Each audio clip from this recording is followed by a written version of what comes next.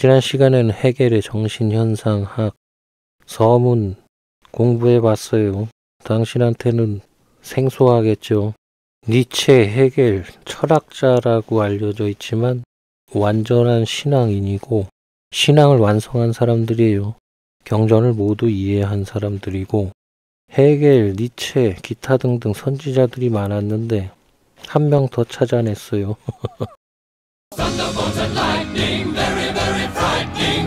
갈릴레오 갈릴레이. 지난번에 니체의 차라투스트라는 이렇게 말했다 공부하면서 보헤미안 랩소디 들어봤죠.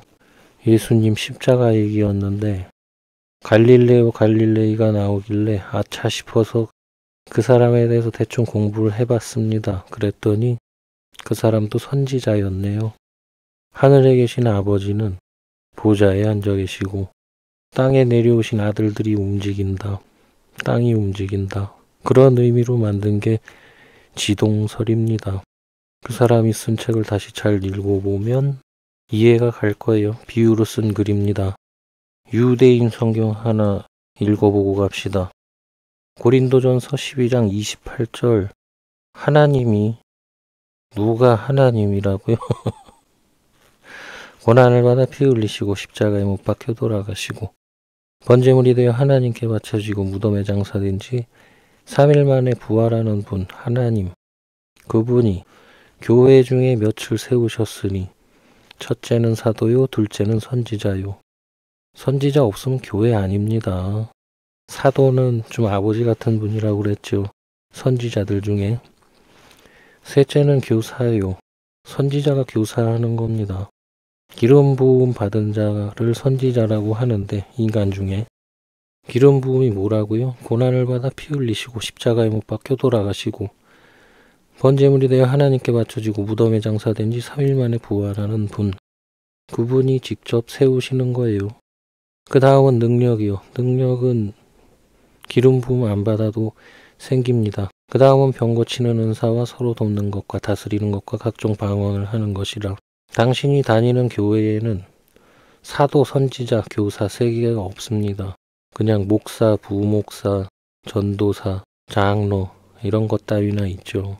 정식의 교회가 아니에요. 하나님의 교회가 아니고 그래서 제대로 배울 수가 없는 겁니다. 어쨌거나 선지자는 있어야 정상이고 선지자가 교회 차려서 교회 운영하는 거예요. 원칙은. 근데 개신교 천주교가 하도 오랫동안 까불까불 하는 바람에 다 망가져 버렸죠. 그래서 당신이 교회라고 다니는 거기가 진짜 교회인가? 그렇지는 않습니다. 천주교는 거기도 교회가 아닙니다. 어쨌거나 선지자들 기름 부음 받은 사람을 인간들은 대적을 하도록 되어 있어요. 내가 단지 나를 선지자라고만 했는데도 지랄을 하니. 옛날에는 종교재판이라는 걸로 많은 사람이 사형을 당했습니다. 그중 선지자들도 꽤 많았습니다. 요새는 죽이지는 않는 것 같아요. 종교의 자유를 하도 부르짖는 바람에. 지난 시간에 마돈나에 대해서 살짝 알려드렸죠. 기름 부음 받은 선지자. 근데 본인을 선지자라고 말도 못하고 이놈저놈 와서 공격하죠. 공격하는 영상도 같이 보여드렸어요. 아주 더러운 영상인데 마돈나를 왜 그렇게 공격하나. 특히 저 개같은 천주교에서 신성모독이라고 비난하는 마돈나 노래 하나 잠깐 보고 갑시다. 제목은 Like a Prayer. 무슨 뜻입니까? 기도의 정의 배웠죠. 고난을 받아 피 흘리시고 십자가에 못 박혀 돌아가시고 번제물이 되어 하나님께 바쳐지고 무덤에 장사된 지 3일 만에 부활하는 분. 짧게 빨리 얘기하기 위해서 대충 정의를 그렇게 내린 거고 Like a prayer, 한 그리스도처럼 정확히 그런 뜻입니다. 그러면 내용에는 마돈나 선지자라고 그랬죠. 그 노래 내용에는 그리스도에 대한 얘기가 당연히 나오겠죠. 한번 봅시다.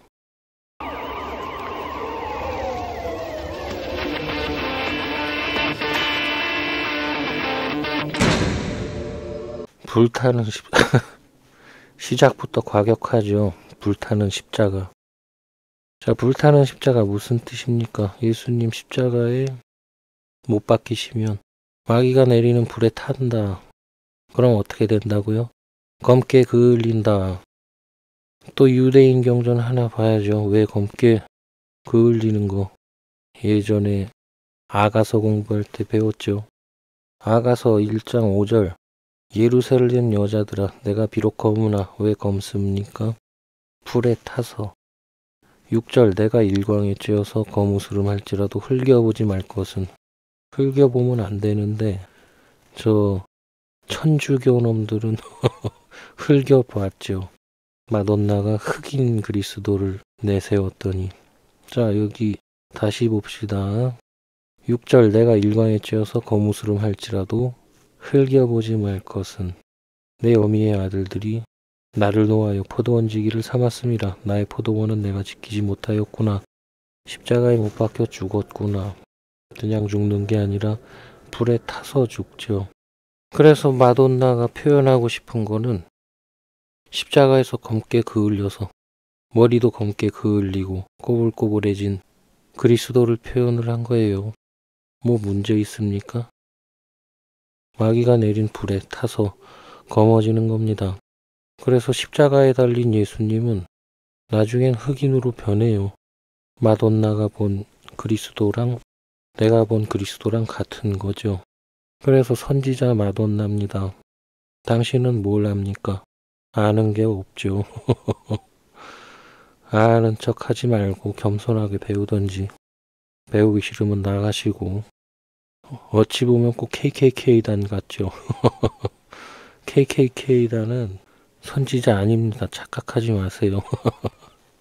KKK단은 굉장히 사악한 집단이에요. 백인 우월주의, 괴상한 집단이죠. 어쨌거나 선지자 마돈나 되겠습니다. 사람들이 어떻게 대한다고요? 더럽게 대하죠. 신성모독이라는 동. 신이 누군지도 모르는 주제에 신성모독을 얘기하는 거는 말이 안 되죠. 천주교는 신이 누군지 압니까? 예수님이 십자가에서 불에 타버리는 거를 알고나 있습니까? 모르겠죠. 기름 부음 받은 사람은 다 아는 겁니다.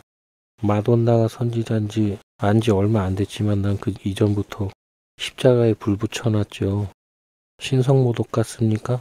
옛날 같으면 종교재판으로 사형당했겠죠. 요새는 사형은 안 시키지만 당신네들 나 매장시키고 싶지 않나? 특히 개신교 천주교 놈들. 어쨌거나 내가 진짜고 개신교 천주교 놈들은 유대교 놈들은 가짜입니다. 그래서 이번 시간에는 헤겔의 정신현상학 중간 아무데나 보도록 하죠. 정신현상학 제2장 자기의식 직역. 딥시크가 직역해준 거예요. 1. 자기의식은 자신을 대상으로 삼는 의식이다. 자기의식이란 말도 모르겠고 자신을 대상으로 삼는 의식이다. 이렇게 하면은 당신은 이해를 할 수가 있습니까? 아무리 읽어도 이해가 어려운 책들은 기본적으로 신에 관련해서 쓴 거예요. 이 사람들은 왜 이렇게 글을 썼을까?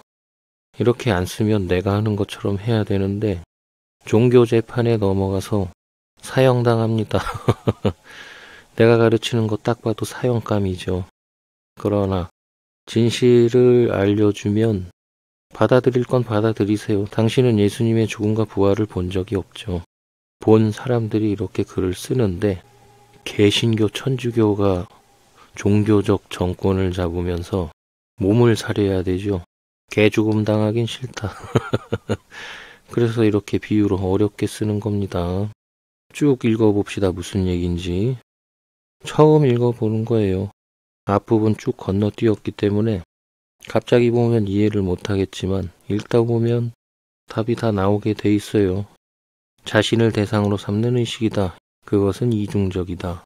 스스로 인식하는 동시에 스스로에게 인식당한다. 일단 그리스도는 만음이라고 그랬죠. 그래서 자기 자신을 인식하는 동시에 다른 그리스도에 의해 인식당한다. 그 정도 이해합시다. 생명은 자기의식의 첫 번째 형태이다. 생명, 그리스도.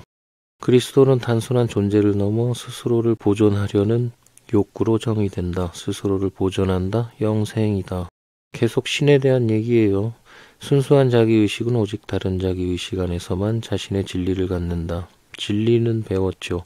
그리스도. 그래서 순수한 자기의식은 오직 다른 자기의식 안에서만 자신의 진리를 갖는다. 다른 자기의식은 누굴까? 그것도 읽다 보면 알게 되겠죠. 그것은 인정받기 위해 투쟁한다. 인정받기 위해. 누구한테 인정받나? 자기 자신한테 인정받는 거예요. 어떤 투쟁을 하나, 고난을 받아 피 흘리시고 십자가에 못 박혀 돌아가시고 그런 투쟁을 하겠죠. 두 자기의식의 만남은 생사를 건 투쟁으로 이어진다. 두 자기의식의 만남. 누구와 누굴까? 각자는 자신의 독립성을 증명하기 위해 위험을 무릅쓴다. 두 자기의식의 만남. 그래서 자기의식이라는 거는 영적인 존재를 얘기하네요. 이 투쟁에서 패배한 측은 승리자의 의지에 복종한다. 이렇게 주인과 노예의 변증법이 시작된다. 변증법은 배웠죠. 기름 부음. 그리스도는 노예의 형태로 오셨어요. 종의 형체로 오셨다고 하죠. 노예의 형태는 같은 말이에요. 그럼 누가 주인이 되나? 마귀가 주인이 되겠죠. 주인은 노예를 통해 자신의 욕망을 충족시킨다. 노예는 물체를 가공하지만 그 결과물은 주인의 소유가 된다. 주인은 노예를 통해 자신의 욕망을 충족시킨다. 마귀는 그리스도를 통해 자신의 욕망을 충족시킨다. 고난을 들여 피 흘리시게 하고 십자가에 못 박아 죽이는 거죠. 그렇게 함으로 자신의 욕망을 충족시킨다. 유대인 경전의 10계명 중 하나 읽어보고 갑시다. 출애굽기 20장 17절. 내 이웃의 집을 탐내지 말지니라. 그리스도가 집이라고 그랬죠. 예수님을 탐하지 말지니라. 내 이웃의 아내나 그리스도나 그의 남종이나 그리스도나 그의 여종이나 그리스도나 그의 소나 그리스도나 그의 낙이나. 이쪽은 성령입니다. 무릇 내 이웃의 소유를 탐내지 말지니라. 그리스도 탐하지 말지니라. 탐했죠. 그래서 주인이 반드시 마귀라고 볼 수는 없지만 기본적으로 마귀가 연합을 하기 때문에 하나는 주인이 되고 하나는 종이 되는 거예요. 노예는 물체를 가공하지만 그 결과물은 주인의 소유가 된다. 그리스도는 십자가를 지지만 그 결과물은 마귀의 소유가 된다. 마귀가 연합하니까. 그러나 노예는 노동을 통해 오히려 진정한 자유에 접근한다. 고난을 받아 피 흘리는 노동이죠. 인간의 그 노동 아니에요. 또 10계명 잠깐 봅시다. 8절. 안식일을 기억하여 거룩히 지키라. 안식일 유래예요. 엿새 동안은 힘써 내 모든 일을 행할 것이나. 노동이죠. 여섯째 날 무슨 노동합니까? 고난을 받아 피 흘리시고 십자가에 못 박혀 죽는 노동이죠. 이해되겠죠? 그래서 노동을 통해 오히려 진정한 자유에 접근한다. 무슨 자유입니까? 십자가에서 해방되고 무덤에 장사된 지 3일 만에 부활함으로 마귀한테도 해방되고 모든 죄에서도 해방되고 탐욕에서도 해방되고. 이해되겠지요? 노동은 자연을 변형시키는 동시에 노예 자신을 변형시킨다. 그래서 노동은 기름 부음을 뜻하네요. 고난을 받아 피 흘리시고 십자가에 못 박혀 죽음으로 자연을 변형시키는 동시에. 자연 무슨 뜻입니까? 자연 스스로 그러하다. 유대인 경전 또 하나 봅시다. 출애굽기 3장 14절. 하나님이 모세에게 이르시되 나는 스스로 있는 자니라. 스스로 있다. 스스로 그러하다. 자연 하나님이에요. 그래서 또 착각을 일으키면 자연이고 신이다. 그러면서 네이처를 바라보죠. 그게 아니고 자연이라는 말은 동서양 통틀어서 신을 얘기하는 거예요. 여기 이 유대인 경전에 나오는 신과 헤겔이 얘기하는 이 자연은 같은 분입니다. 스스로 그러하다. 자연. 학교에서 배운 그 자연, 그거 생각하면 안 돼요. 이런 거 읽을 때는. 좀 생각의 수준을 높여서 신에 집중하세요. 이거는 신을 생각하면서 읽어야 되는 책이에요. 그래서 노동은 자연을 변형시키는 동시에 어떻게 변형이 됩니까? 고난을 받아 피 흘리시고 십자가에 못 박혀 돌아가시는 변형이죠. 불에도 타고 뼈만 남는 변형. 동시에 노예 자신을 변형시킨다. 같은 분이니까. 주인은 노예에 의존하게 되면서 주인인데 노예한테 의존한다. 주인과 노예가 바뀌어가겠죠. 점점 수동적 존재로 전락한다. 왜요? 십자가는 수동입니다. 거기에 마귀가 연합하면 수동이 되죠. 노예는 노동을 통해 능동적 주체로 성장한다. 무엇에 대해서 능동적인가는 읽어봅시다만 추측컨대 마음 생각을 다스리는 능동적 주체가 되겠죠. 이유는 마귀가 탐욕을 주입하려고 하기 때문입니다. 그리고 죄를 짓게 만들려고 하는 거죠. 그것에 대해서 능동적으로 대처하신다. 그렇게 이해하면 되겠네요.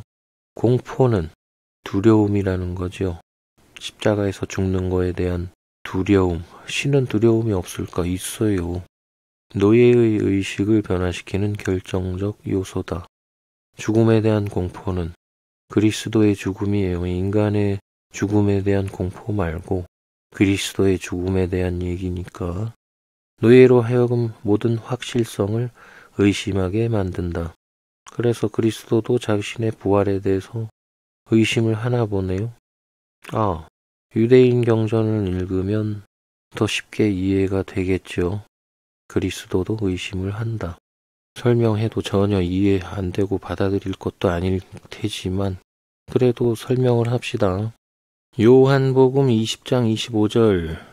다른 제자들이 그에게 이르되 우리가 주를 보았노라 하니.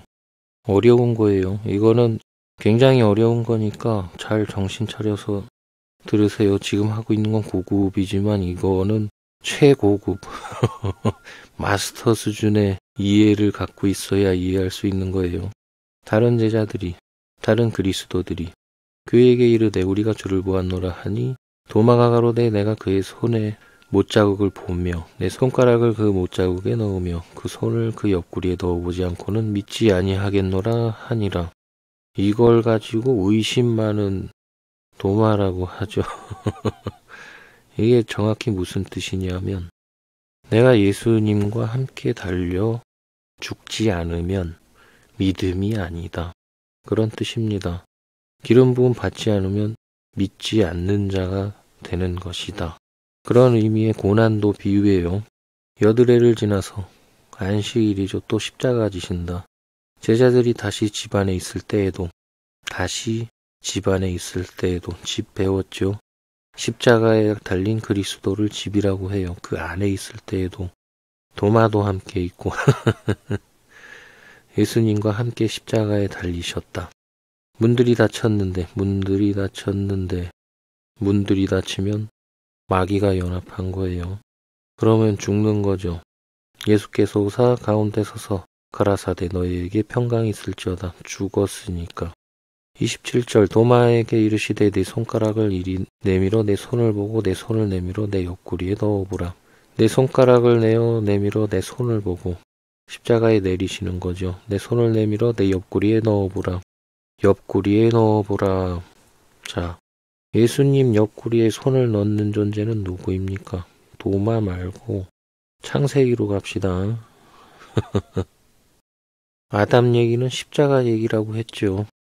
창세기 2장 21절 주 하나님이 아담을 깊이 잠들게 하시니 십자가에 죽게 하시니 그가 갈빗대 하나를 취하여 살로 대신 채우고 갈빗대 하나를 채우려면 옆구리에 손을 넣어야죠. 주 하나님이 아담에게 취하신 그 갈빗대로 여자를 만드시고 그래서 옆구리에 손 넣는 분은 하나님입니다. 그래서 여기 있는 도마가 단지 예수님의 제자가 아니고 또한 하나님이에요. 이런 거를 아예 이해를 못하겠죠. 요한복음 20장 25절로 돌아가면 예수님과 함께 죽고 함께 부활하여 기름 부음을 받지 않으면 믿는 자가 아니다. 그런 뜻으로 이해하시면 돼요. 그리고 27절은 예수님 옆구리에 손을 넣는 존재, 신이다. 여기 도마는 인간 아니에요. 착각하지 마세요. 그래서 함께 죽고 함께 부활한 다음에 28절 도마가 대답하여 가로되 나의 주시요 나의 주시며 나의 하나님이시니이다. 본인도 하나님이고 그런 책입니다. 그래서 이 예수님의 12제자들은 전원 십자가에 달려 죽는 죽음을 경험하죠. 그래서 사실상 그들은 다 신이었습니다.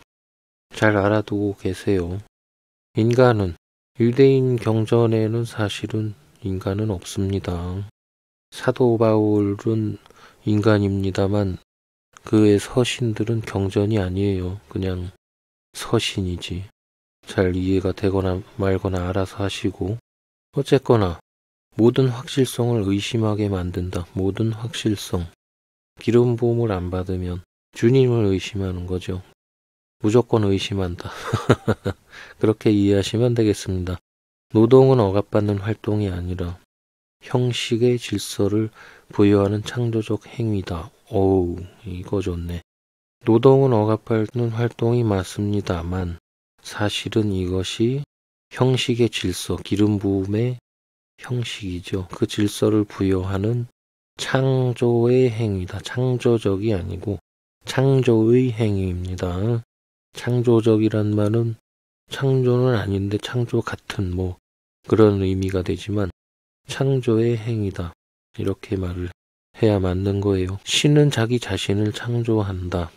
어떻게요? 고난을 받아 피 흘리시고 십자가에 못 박혀 돌아가시고 번제물이 되어 하나님께 바쳐지고 무덤에 장사된 지 3일 만에 부활함으로 자신을 창조한다. 그분을 또한 만물이라고 그랬죠. 그래서 만물을 창조했다. 그 말 자체가 신은 신 자신을 창조했다. 그런 뜻입니다. 점점 이해 안 되겠죠. 11절 스토아주의는 뭔가 나는 철학 공부를 해본 적도 없고 철학책이라고는 이거 처음 읽는데 그냥 유대인 경전하고 똑같은 책이니까 쉽게 읽어나가면 되지만 스토아주의는 원칙적으로는 고대 철학이죠. 그리스도에 대한 얘기입니다. 스토아주의는 자유의 첫 번째 개념적 형태이다. 그 말이 맞습니다. 그리스도는 자유의 첫 번째 개념적 형태이다. 이렇게 하면은 그냥 쉽게 이해가 되죠. 그것은 사고 안에서의 자유를 주장하지만 십자가에 달린 상태에서 사고 안에서의 자유, 현실을 변화시키지는 못한다. 현실, 고난을 받아 피 흘리시고 십자가에 못 박혀 죽는 현실. 회의주의는 전혀 몰라요. 회의주의는 공부를 해봅시다. 회의주의는 진리나 지식의 확실성을 의심하거나 부정하는 철학적 입장이랍니다. 그래서 아직 기름 부음 안 받은 게 회의주의네요. 되게 간단하네요. 그래서 회의주의, 의심은 스토아주의의 한계를 드러낸다. 기름 부음의 한계점만 드러내는 거죠. 그게 뭐야 도대체. 이런 생각을 갖게 되는 거겠죠. 그것은 모든 확실성을 부정하지만 그 부정 자체도 모순에 빠진다. 무슨 모순인가 뒤에 나오겠죠. 당연히. 불행한 의식은 분열된 자기의식이다. 신이 신되는 건데 이것 자체가 신이 아닌 것처럼 보이죠. 패배자 같고. 불행한 의식은 기름 부음은 불행하잖아요. 고난을 받아 피 흘리시고 십자가에 못 박혀 죽는 겁니다. 행복한 의식입니까? 개신교놈들은 행복이라고 하죠. 정신병자들. 분열된 자기의식이다. 마귀가 연합하면서 분열이 오고 혼돈이 온다고 했죠. 그것은 신과의 화해, 바로 신 얘기가 나오죠. 신과의 화해를 갈망하지만 십자가 달린 채에서 스스로를 유한한 존재로 인식한다. 왜요? 마귀가 연합하니까. 죽음을 경험해야 되는 거니까 유한한 존재가 되죠. 초월적 신과 유한한 자아의 대립. 신으로서 십자가를 지는데 마귀가 연합하면서 유한한 자아, 두 개의 자아가 대립을 하는데 절대적 진리를 향한 의식의 운동을 촉진한다. 절대적 진리, 고난을 받아 피 흘리시고 십자가에 못 박혀 돌아가시고 번제물이 되어 하나님께 바쳐지고 무덤에 장사된 지 3일 만에 부활하는 그것을 절대 진리라고 합니다. 그것을 향한 의식의 운동을 촉진한다. 예수님은 더욱더 십자가를 지길 원한다. 그렇게 하면 되겠죠. 고행과 고난을 받아 피 흘리시고 십자가에 못 박혀 죽는 고행이죠. 부처님도 같은 거 하신 거예요. 기도는 아까 초반에 배웠죠.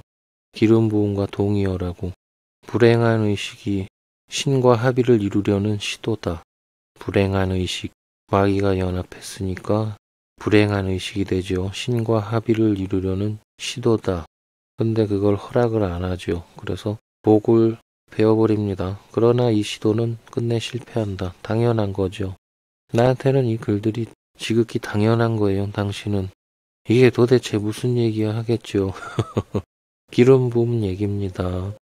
사제는 신과 인간 사이의 중재자 역할을 하지만 사제는 또 뭐야? 천주교 신부놈들 아닌가? 신과 인간 사이의 중재자 역할을 하지만 신과 인간 사이의 중재자 역할이면 보혜사, 성령 그 정도 이해하면 되겠죠. 이 중재 자체가 새로운 소외를 낳는다. 새로운 소외? 이거는 뭔지 전혀 이해 안 갑니다. 모르면 넘어갑시다. 불행한 의식의 궁극적 극복은 마귀가 연합한 그리스도의 궁극적 극복이 되죠. 자기의식이 신성함을 자신 안에서 발견할 때 이루어진다. 죄에 안 짓는다. 마귀와 한 몸이 되었을지라도 자기의식의 발전 과정은 결국 주체와 객체의 화해로 이어진다. 화해, 다른 말로 하면 화목, 재물이에요. 재물. 재물이 있어야 화해가 되죠. 이 화해야말로 진정한 자유의 시작이다. 그리스도를 통한 화해, 진정한 자유의 시작이다. 진리가 너희를 자유케 할지니라. 진리가 뭔데요? 고난을 받아 피 흘리시고 십자가에 못 박혀 돌아가시고 번제물이 되어 하나님께 바쳐지고 무덤에 장사된 지 3일 만에 부활하는 분입니다. 그분을 통해서 진정한 자유를 얻는다. 당연한 거죠. 주인과 노예의 관계는 단순한 지배 구조가 아니라 자유의식의 성장을 위한 필수 단계다. 이제 점점 당연해지죠. 설명 안 해도. 노예는 노동을 통해 사물의 형식을 변형시키는 동시에 자신의 의식을 변형시킨다. 앞에 배운 거고. 이제 계속 읽다 보니까 반복이 되죠. 이중적 변형이 이루어진다. 이중적. 하나는 자신의 변형, 또 하나는 마귀가 연합한 변형. 주인은 쾌락을 추구하지만 마귀죠.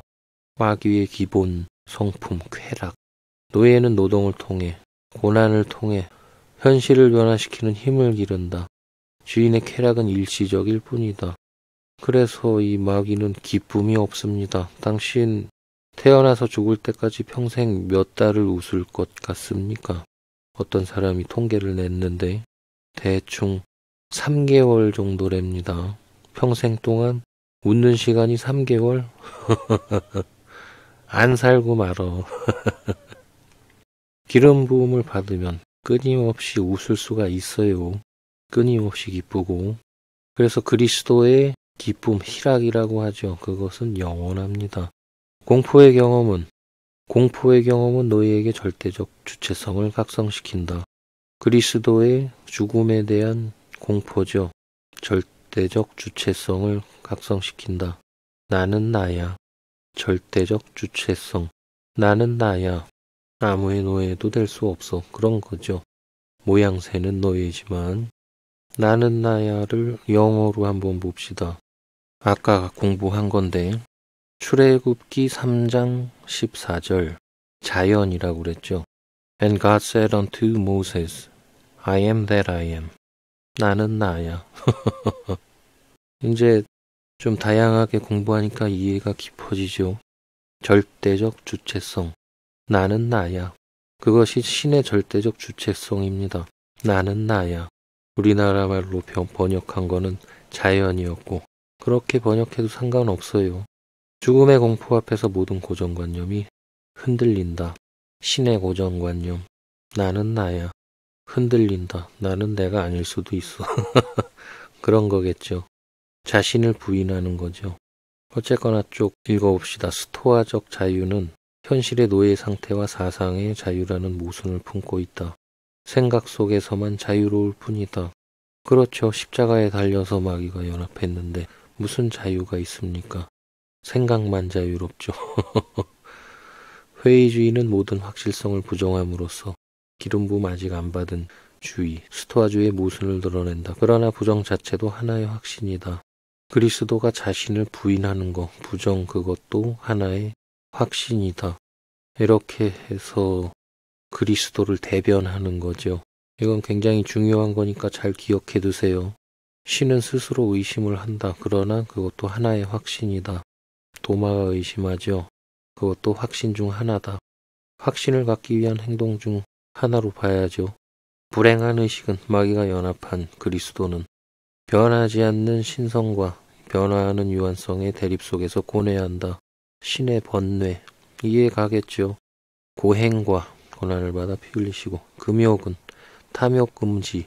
그리스도는 탐욕을 아주 싫어하세요. 육체를 억압함으로써 신성에 접근하려는 시도이지만 오히려 의식을 더 분열시킨다. 당연하죠. 이제는 마귀가 연합한 십자가에서 예수님이 갖는 그 고뇌, 번뇌, 그 생각, 그거를 표현하려고 하는 거예요. 기도와 숭배는 신과 합의를, 이제는 설명을 자세히 안 해도 대충 이해가 가겠죠. 기도와 숭배는 신과의 합의를 갈망하지만 이거는 비유가 아니네요. 기도는 그냥 우리가 흔히 하는 기도, 숭배, 경배, 그것은 신과의 합의를 갈망하지만 신은 언제나 초월적 존재로 남아있다. 이런 건 너무 당연하죠. 여기서부터는 비유가 아니네요. 재밌네. 갑자기 비유가 끝나고 우리의 현실에 대해서 얘기를 하고 있습니다. 사제계급은 위의 사제는 그리스도를 뜻하고 지금 읽는 사제계급은 천주교의 신부놈들이네요. 신과 인간을 연결한다고 주장하지만 그렇게 주장하고 있죠. 실제로는 새로운 권력 구조를 만든다. 쓸데없이 계급이나 나눈다.